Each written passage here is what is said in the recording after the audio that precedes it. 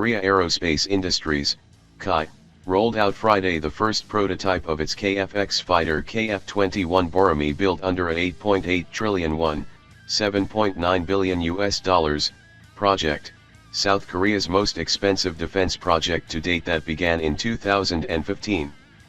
The KF-21 Borami is scheduled to fly for the first time in 2022.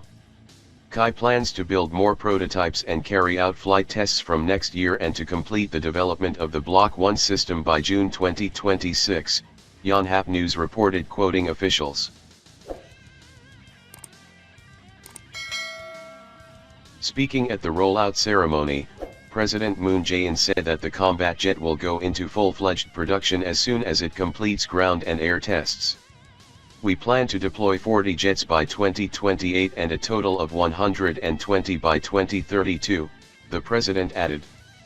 Based on this 4.5 generation platform, South Korea will be capable of building more advanced versions down the road, Professor Bang Ho-chung of the Korea Advanced Institute of Science and Technology, KAIST, said to Yonhap.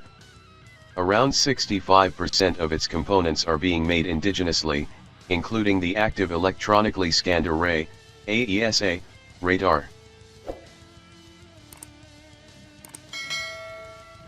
In addition, the EU Suite, Integrated Electronic Warfare Equipment, IRST, Infrared Search and Track, POD and EOTGP, Electro-Optical Targeting POD.